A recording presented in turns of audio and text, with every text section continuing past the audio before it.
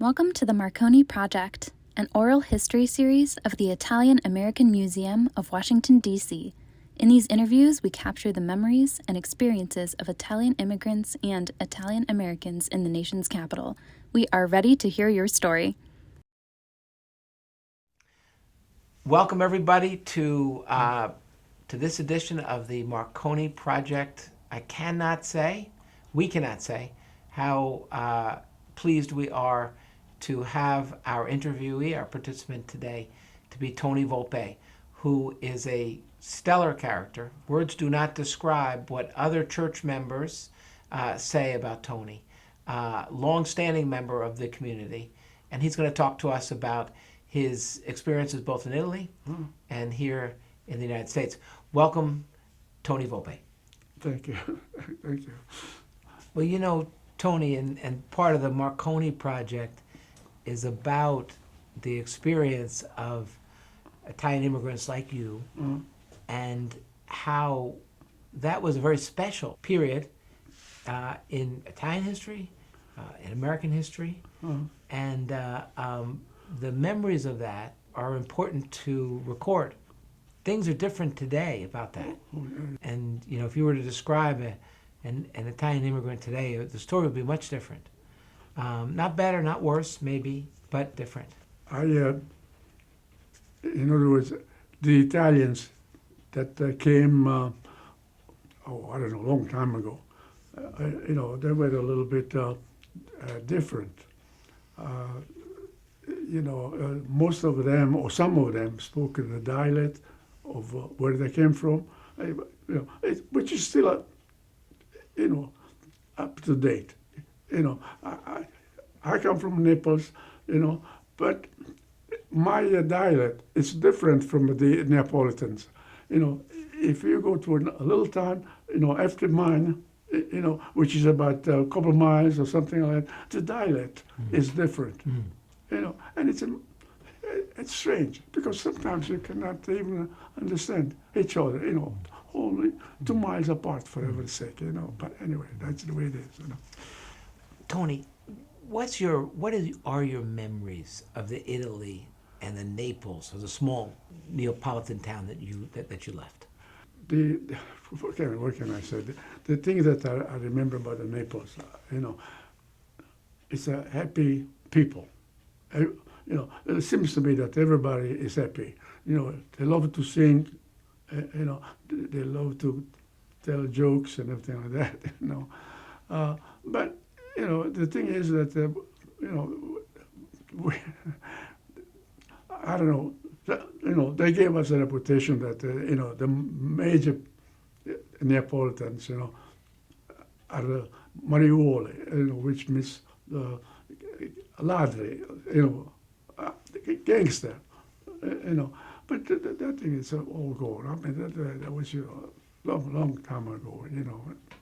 It's wonderful. But I can remember that the people, it seems to me that they are always happy, and of course, they love to sing, and some of them, I mean, I must say that they have a beautiful voice, it's and sometimes, the dialect, it's wonderful.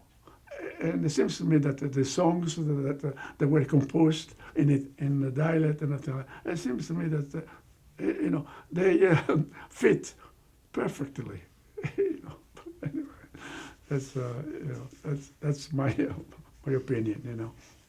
How about the economic, like the state, the economic condition that you left? Well, first of all, tell us, what was the time frame that you left Italy?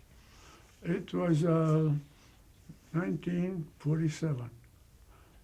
More or less. The war was over, to World War II.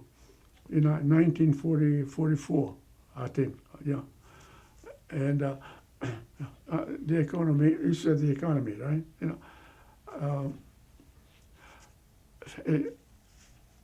First of all, Naples, I don't want to say part of it, but most of it, was the rubble because of the bombardment, the other allies, you know. And of course, you know, when the United States went into war and everything like that, you know, before that, the English people, not the English people, the Air Force, you know, bombarding Naples, you know. In the afternoon, there used to be that, you know, a plane always came to take pictures, you know.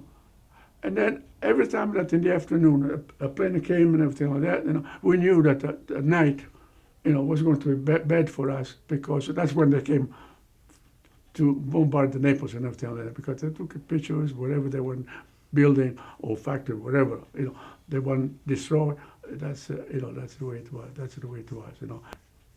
So now let's talk about your trip over from. Did you leave from Naples to come to New York? Right. Okay. And how long did it take? Who, me? Yeah. Let's say 2 weeks before my 16th. So let's say that I was 16. Okay. Okay. What can I say? It was a beautiful experience, you know, but everything was new, my God, you know, and the language was not the same, okay? You know, over there you could speak dialect or speak Italian, you know. Over here, you know, you had to speak English, you could not speak, you could not do that, you could not speak and everything like that, you know. But a little by little, you know, we learned, you know. So how did you feel when you came into New York, you know? Well, with the New York, you know, New York, we already knew that New York was a city of they call it grattacieli, you know, tall buildings, you know, and that was the main thing, you know. When we got off the ship and everything like that, my uncle picked me up, you know, I want to see you know. Always looking, and the beauty of it was to count the floors, you know, because you know, 50 floors, 60 floors, and a heck, you know, it was wonderful, you know, and it was amazing. And your uncle lived here in the Washington D.C. area, Washington. so you immediately came down to Washington, right? Right. Yeah, of course, he came to, because of, oh my God, you know, to pick me up, you know, and, you know, the poor guy, you know, he went to New York, he went to hotel and everything like that, you know, and then when the ship was coming and everything like that, you know, he checked out, you know, but then he had to come back because the ship did not come and everything like that. I think it was 6 days or 7 days, something like that, you know. And the last day that the ship was supposed to arrive, you know, when my uncle went over there, they told him that the ship was lost. But anyway, so it's one of those things, you know. Tony, I know that your uncle was very good to you, and yeah. he had actually provided money back during the war to your family. So this is a good opportunity to describe. You know, what he did for your family and for you personally. No, it was, I would say more than a father, my gosh, you know. And not only for me, you know, to me, for the whole family. You know, he was always trying to help you know, somebody, you know. But he never got married, you know, and so we became his family, you know. We became his family, so. You know. And when you came back to Washington, you lived with him, right? Oh yeah, you know. And he wanted you to go to school. Oh yeah. And what happened? But my responsibility as young as I was, you know, because you know, to help my mother, you know, because she had the 3 of us, you know, when my father passed away and everything like that, you know. To my knowledge, in those days, the Social Security did not exist.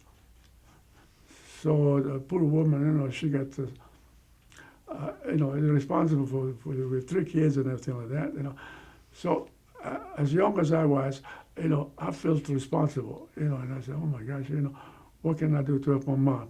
You follow me? So when I came over here, I think that's the reason that I came over here, because my brother, my old brother, 6 years older than me, he was supposed to come. My uncle was going to make the necessary papers, for him. And the other uncle, oh, yeah, look, if you want to do that, get the little one. He's more. So I know the word that they used among the brothers, he's a little bit more awake than the older brother. So anyway, when I came over here, my uncle, was making the arrangement to go to school and everything like that. My idea was to go to work. Said I want to go to work because the idea was to help my mom. You follow me? And so I was able to convince him, because they claimed that there were night schools over here and everything like that, And I go to night school and everything like that, But of course, going to night school, I did not finish the high school in Italy, because when where the school was in a different town. Okay, we had to walk, no bus, walk and everything like that, And the idea was that to go to work, okay, and then of course my uncle, he did not have a social life, because that he was not married and everything like that, was always old friends, So when I went to work with him and everything like that, on Sunday, he had some friends, one came from one couple with the kids and everything like that, came from Rome. Another one came from another, town close by and everything like that, and they could speak the dialect and so forth. It was amazing, But anyway, the thing was that when somebody, I think I mentioned this to you before, that if you find the church or the Holy Rosary, my uncle maybe was there with a little bit against the priest, Anyway, so, but it did take me, okay? And once I learned about the church and everything like that, and there were few people. And you're talking about Holy Rosary Church. Holy Rosary and this Church. would have been what year? About 1947. 1947. 47. I came over here in March 27. But maybe 3 or 4 months went by and everything like that, and then And did you come here with your uncle to church or by yourself? Why, no, he brought me over here. He brought you. Oh yeah, he brought me over here because otherwise, where would I go? Because he was kind of like a, little kid. When I started to go at night school, I felt sorry for him. He used to take me, to the streetcar, and of course, once I was on the streetcar, I knew where the school was. But coming back, he was afraid that I would get on the wrong streetcar and get lost. So he will make sure that he will come to school to pick me up and get on the streetcar with him and everything like that. I mean, that's the way it is. At the beginning, everything is new. New life and everything, and the friends and everything like that. So when you came here to Holy Rosary, that was a different story, because there were a lot of kids.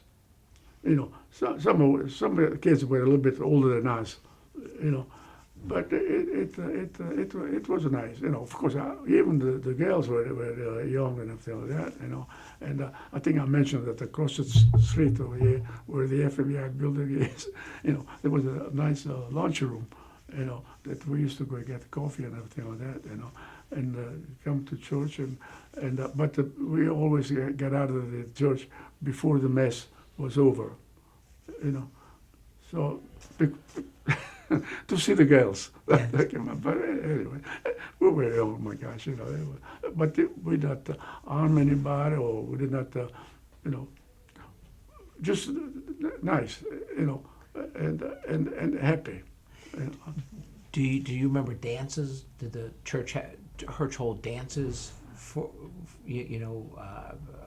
sort of high school dances and things like that? Were that kind of social parties here at the church? Oh yeah, occasionally, you know. And then of course there was always a fiesta, you know, processions, you know, some like St. Anthony's, San Giovanni, you know. There was always a procession in the afternoon, you know. And then at night, you know, there was always a concert. I mentioned that there was a band, you know, and the leader, you know, was of course everybody was a musician and everything like that, you know. But it was wonderful, you know, because you know in the afternoon there was a concert and then always, you know, some opera, and of course, Yes. You know, Verdi was popular. Anyway, so that's. And this was before Casa Italiana was built. When you first started coming to Holy Rosary, it was just a church, right? Because Casa Italiana was built. Casa Italiana did not exist. Yes, you yes. know, So you were probably in the basement of the church where you'd see the opera, the concert, or Yeah, and there is a stage over here somewhere. yes. Yeah, and that's where they give the concert, you know, and it was, and then of course, you know, the same band, you know, same band. There was a company or something, like, you know, they would hire the band, you know, to dance, you know, at night, you know, maybe once a month or even during the holidays, you know, there always was a dance and everything, and it was nice, you know, especially for us younger people, you know. But Tony, we're talking about something that was 70 years ago. Okay. 71, 72 years. So you've been associated with this place for 72 years, probably. The only time that I missed when my kids were going to school, where we lived, you know, in the neighborhood in the county where we lived and everything like that, you know. That was the time that I did not come over here, or we did not come over here, you know, because then I had a family and everything like that, you know. But, you know, as soon as they got older, you know, and they had their own friends and everything like that, you know, I came back over here. But of course, you know, everything was changed, you know. The time was more modern, you know, and some of the kids got older. You know. Tony, for the record, for posterity, Okay. can you describe what this place means to you? Holy Rosary, Casa Italiana, the Italian community down here in Northwest DC. For me, especially at the beginning, you know, to have somebody to talk to, some friends and everything like that more or less they were in the same position that I was, you know. After all, you know, busy learning the language, that was the first thing. Okay. Then learning a trade. Then, what can I say? There's so many things to learn. But in the meantime, I got involved with some friends that were not musicians, you know, they were studying, okay? They were going on Saturday afternoon, they were going to lessons and everything like that, you know. And so some of them, you know, I had a friend that was playing violino, you know. Well, of course, when he came from Italy, he already had some instructions, you know, lessons that he was doing pretty good. You know, that was wonderful. You know, and then being acquainted with them, I learned also. I started to begin to learn the opera because when they had to play, they had to learn and everything like that. I began to and I got interest, and that messed me up a little bit with my English, because while I was learning those things, for me it was new and everything like that, I spent most of my time to learn about those things. You said that you like Verdi also. Now this at the beginning, the thing was to see an opera in person the first time. Oh my God! That was something. But and then in the meantime, you learn the arias of the different opera. And then when you really like them, you get acquainted and you learn and everything like that, and it was wonderful. I'm telling you, when when an aria begins, there's always the beginning and everything like that. Just at the beginning, more or less, what's the name of the aria, and it's a different, it's a nice.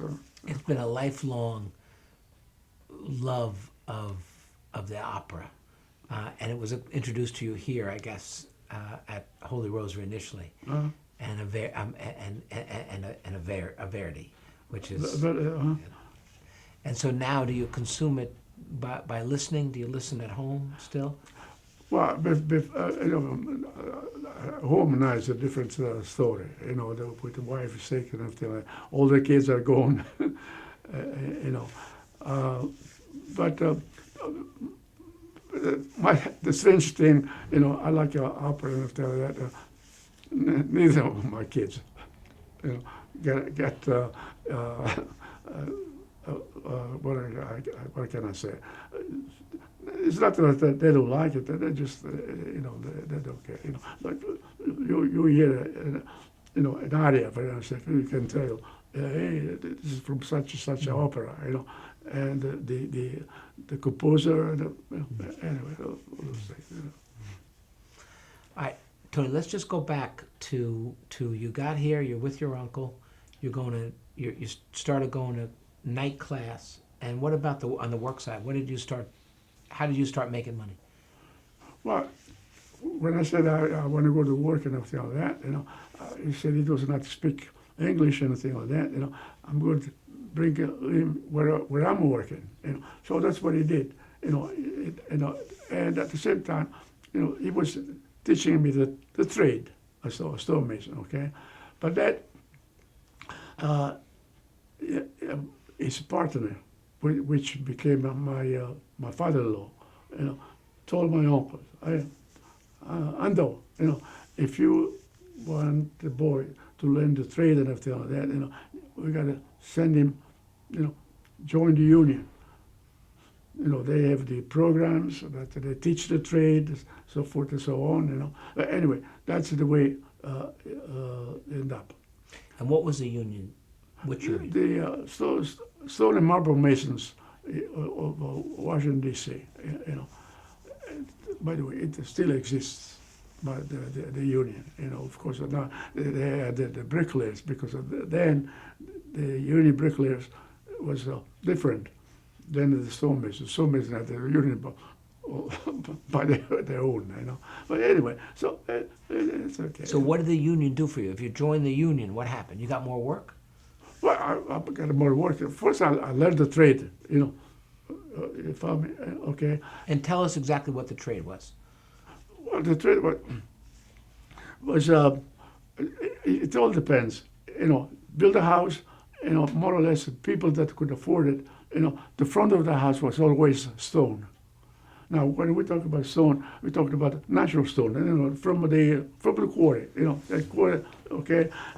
By the way, those days, there were 3 quarries.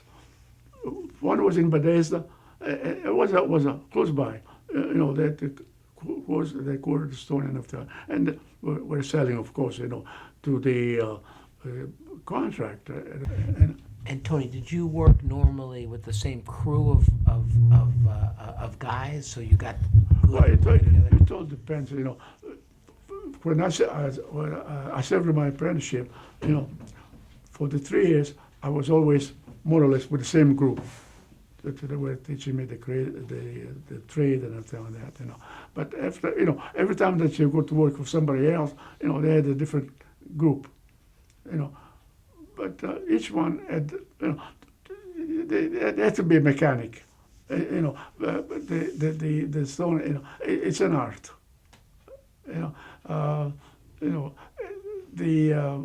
the marble, a sculpture and everything like that. Now, the stone it's not like that, but you work the stone according to the size that you need, so forth and so on, and you put it on the wall. It's a little, but and you learn quite, of course, and then beside the wall and everything like that, you learn how to build steps.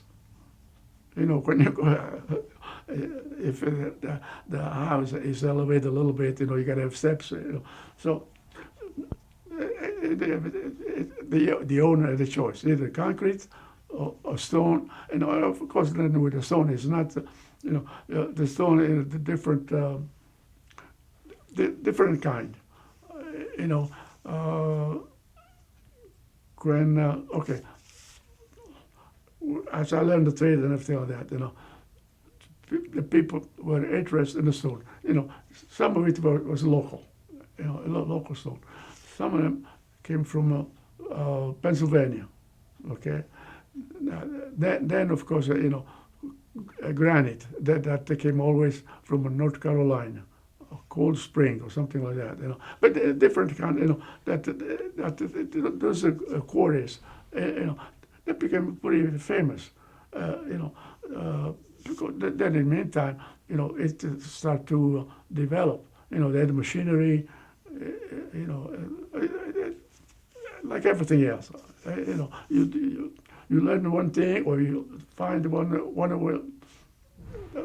to do the things one way, and you always improve and everything like that. So it's the story of a life, And was the pay good and everything with the union? Well, with the union, yeah. Well, because everything was according to the scale and the wages. Of course, they had a representative, this that, and when they sign a contract, for a year or 2 years, so once the wages or the scale was established, that was like that, according to the life of the contract, a year or 2 years or something like that. That was better, in other words, organized labor. You don't have to worry about, the boss does not treat you well, does not pay you enough, or whatever. So that was organized labor. Yes. You did not have to worry about this and about that. That's the way it was, and everything like that. Of course, you had to work, but. When did you decide to go out on your own? You're working in the union with a crew, and Yeah. And who'd you do it with? My future brother, let's say my brother-in-law, he also became a stonemason, because he was a student, okay, because of that, he had a different life. In other words, more or less, the class that I'm talking about, the social class, was different. The friends that he had when he was over there in Reggio Calabria, they were well off. Okay, so they, what can I say? Participated in sport and everything like that. Used to that, that he belonged to a club, a soccer team, so forth and so on. And when he came over here, he was also 17 or something like that. So right away he found a team, that he could play, and on Sunday afternoon, they would go. His father did not like that. 4 o'clock, he had to be home. 4 o'clock on Sunday afternoon. Can you imagine? That's when some of the games started. But anyway, so they did not get along too well, and he got married. He left out. But of course, after he got married, he started to have kids, so forth and so on.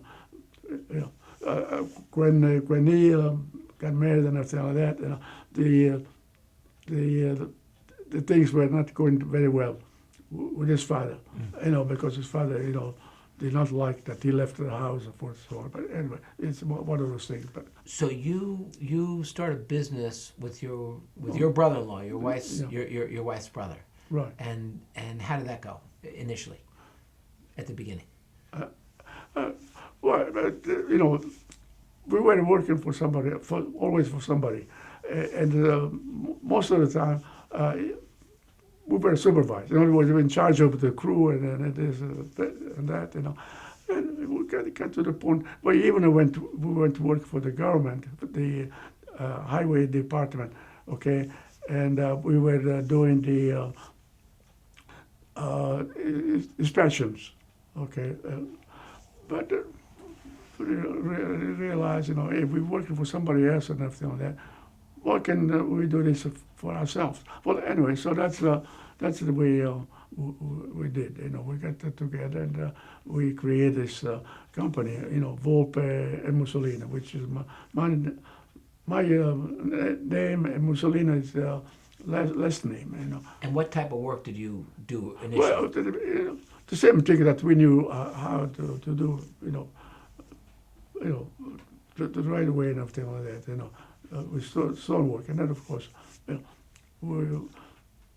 always improve. Like I said, different stone, from different state and everything like that. Talking about the stone from a different quarter, of a different state and everything like that. When we did the Vietnam Memorial, the granite that they name us of the soldiers that passed away and everything like that killed,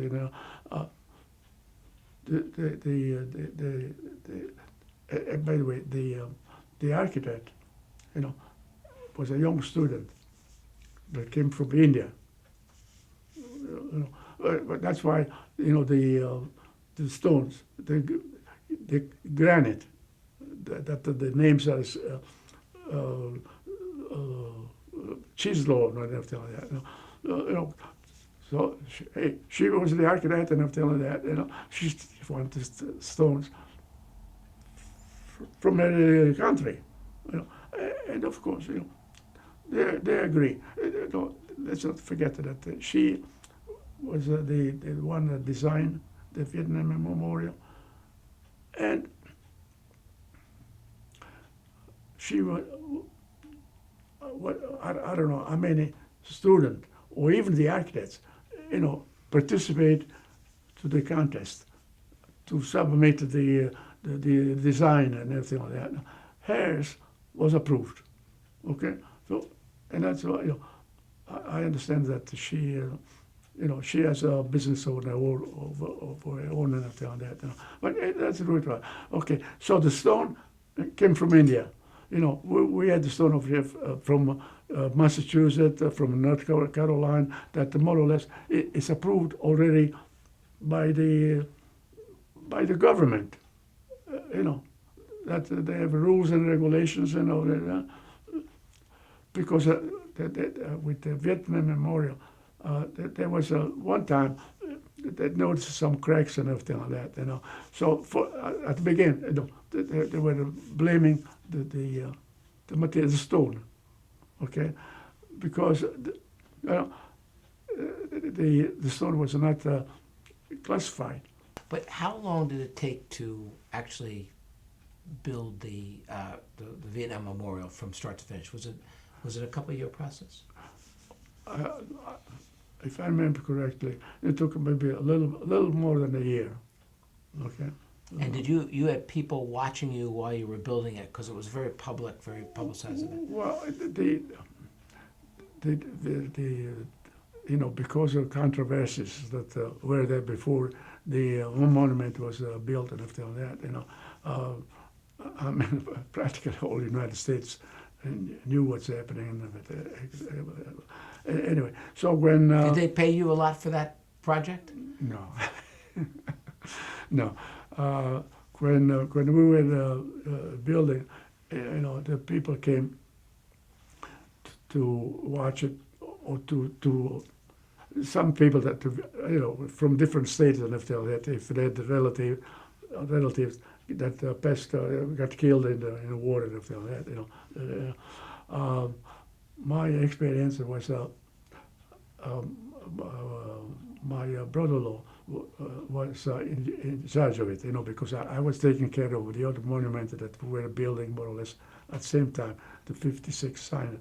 But anyway, but they went on vacation, even his wife were on vacation. So I took his place and everything like that. Okay, so during that time, the people always came to watch and everything like that. Of course, we had fans all over the place. One particular gentleman, he came, old, with a cane and everything like that, And, they motioned to him that I was the supervisor, whatever, the contractor, the supervisor. So he wanted to talk to me. Okay, and he said, I came to see my boy. He came to see his boy. And it broke my heart to let him know that we don't know. We just built, the names are imprinted already, right? And I told him the process. You got to go to the office, tell the name and everything like that. When he was killed, and that will give you all the information. Then you'll be able to see where his name is. Not chisel. Okay, but the poor guy, what can I say? I felt so bad and everything like that, but that's the way the story was. But I mean, I cried with him. I be friends with him because he said that he came over to see my boy. Of course, when he said I came over here to see my boy, I knew exactly what he was talking about, what he meant, so forth and so on. Anyways, what can I say? That's the way it is. Tony, can you just point out some of the other projects in downtown DC that you, Volpe and Mussolino, were involved in? You mentioned is it the 56 signers of the Declaration? The Declaration of and where is that located? On the Constitution Avenue, between the 12 and 13 Constitution Avenue. With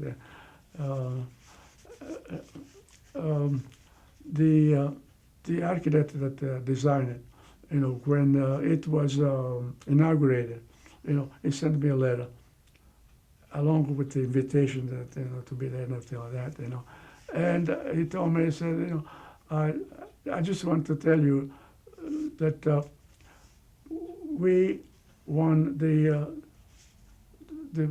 project, the design, and there were 136 architects that participated in the contest. And he said that, he said, maybe that's not mean anything, but I just want you to know that we, this is the architect that designed the monument. It's amazing. And I believe it or not, after so many years, I was looking in my paper and everything like that. I did find this, and the letter that they sent me. At the time, I did not know. Maybe I knew. I read it and everything like that, but I forgot, and it made me feel. What can I say? Proud. That the people, the company, the architect, project, and their design, or his design, was among 136. That's you know. And how long did that project take? Start to finish? No, that it's not big as the Vietnam. You know, no, that took about 6 months, 6 or 8 months or something like that. And that granite was from the U.S. Was that granite, or was that stone from? Not from India. from India. No, no. This one came from North Carolina. What other projects did you do downtown aside from Arlington? Oh, well, we did Vietnam, the 56 line. Oh, the plaza. It's on 13th Street. Freedom Plaza. Freedom. Okay. Freedom Plaza. Yeah, we did that. That was granite and everything. Yeah. And that's a big space, right? Yeah, I that's see a them. lot. I see the kids skateboarding in that now. Yeah. It says not to, but I see them when I walk by. They're skateboarding. Yeah, that's wonderful. What can I say? You learn a trade and everything like that. At the beginning, but then when you get involved with this project, you cannot help but feeling proud of it. But that's the way. I mean, you should. You were working on really some of the most sensitive and important historical projects that this country holds dear to itself. Right. And, somebody can say it's just stone and all, but you know that when people go to the Vietnam Memorial especially, it's for many people sometimes one of the most emotional things they can do. And Arlington Cemetery, the same, because you're meeting people are coming there with tremendous personal history, and you should be proud of that. The Vietnam, before it was built, I don't know if you remember, the controversies that were going on and after all that,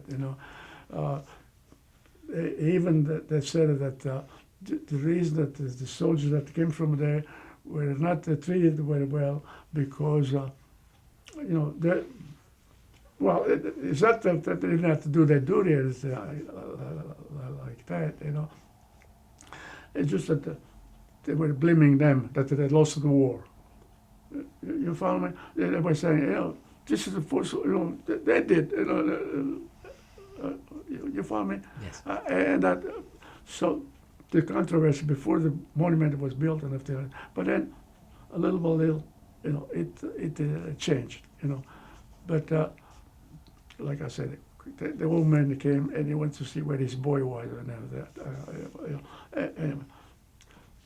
But I'm glad that the things changed because really before it was built, before the soldiers, I don't want to say, they had a better reputation. Let's put it this way, more or less, I'm exaggerating it, but anyway. Tony, how many years did Volpe and Mussolino operate? How many years were you in business? I think it was about 20, 22, 20. Let's say 20. Let's say 20, rather off here, yeah. Okay. Yeah. Tony, I'm going to ask you one last question, and that is is there anything else you'd like to say to posterity? Anything you'd else like to say about your life, your experience, this place, Washington, D.C., your home country? Is there anything? What can I say? When you're young, you have ideas, but anyway. But once you go through, it makes you feel proud when you do something. Oh, I did this, I did that. You follow me? While I was looking at the paper and everything like that, on the piece of paper, I got 6 grandchildren. We got 6 grandchildren and everything like that, Anyway, and I said, well, maybe this thing over here, I leave something for my grandchildren, So, I just said, put the letter and the monument of Vietnam. This is the project that Grandpa, built. Yes. So for them, it's a posterity. Anyway. Tony, I said that. I say it too. We're so glad, and I thank Nancy because she's such a big part of making the coordination and stuff. So we're so happy. Okay, there's one thing that when the first time that they came to me, so forth and so on, so my kids got together, and then did you see the thing that they wrote? Yes, I did. Yes, yes. Okay, now, and I said that I just I want to reserve something that I wanted to say, on my own, Now I don't know if this is the time or not. Sure. Okay. Absolutely. Okay. Okay. We will say this now, and then we'll see if I have permission to write it. Sure. Okay. Okay. As an usher. Okay. As an usher. At Holy Rosary Of course, Church on Sunday, 10:30 Mass. 10:30 Mass and everything like that. After the Mass, okay, we go to Castellan to get the coffee, the espresso, and everything like that. Okay. So anyway, so you are an usher, so I mean you cannot hide yourself and everything like that. So they know you. Well, anyway, so and you know everybody, so you try to talk to everybody and everything like that. One particular time, it's recent. Well, during the period that Father Zanoni was over here. Okay. All of a sudden, during the coffee time at the 10:30, okay, there was a little man, okay, with a butterfly necktie, so forth and so on, he will get this coffee with his wife and everything like that, and then he will get up and go at each table, and the parishioners, some of them had finished with their coffee, so forth, with a tray, and he will clean the table. Okay, so okay, you saw it one Sunday, you saw it 2 Sundays and everything like that. Anyway, to make it things a little bit shorter. People came to me. Hey, Tony, who is that little man over there? Look, he goes to clean up all the table and everything like that. I don't know, because he has also attracted my curiosity. Okay, I said, but I promise that I will find out who he is, so forth and so on. Oh, please do. Okay. So anyway, when the following Sunday that I was watching and everything, when I saw that him with a tray, I ran to him, and I said, "Sir," I said, "let me do it," and everything like that. He said, "No." Okay, anyway, when I asked him, look, they want to know. Just because I'm an usher, they think that the usher is supposed to know everything. Who you are, anyway. So he said, sit down. So we said, he said, my name is Enrico Davoli. I am a doctor, so forth and so on, and not only a doctor, he teaches, or he was teaching doctors, and I said, okay, and I was impressed. In Italy, my gosh, a doctor clean up the table and everything.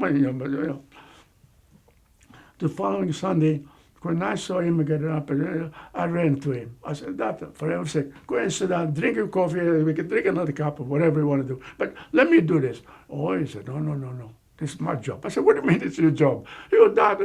No. Then he told me, said, "No, Tony, I want to do this because guadagno indulgence, the Catholic, some of the sins will be pardoned or whatever. Anyway, okay. So this is my story of that Davoli. We became beautiful friends. Oh, okay. Oh, very good friends and everything like that, you know. And, you know, he also was with us because then, you know, we asked him to be an usher. Then we asked him to be on parish council. And then Father Zanoni asked him to be a minister to give the communion. He did that and everything. Wonderful. And of course, everybody liked him. Okay, and he was also presidente of the Briscoe Club. Yes. Okay, okay. Anyway, so that was beautiful and everything like that, you know. And of course, you know, we fell in love with him. Okay, and what can I say? You know, a wonderful man, a wonderful family.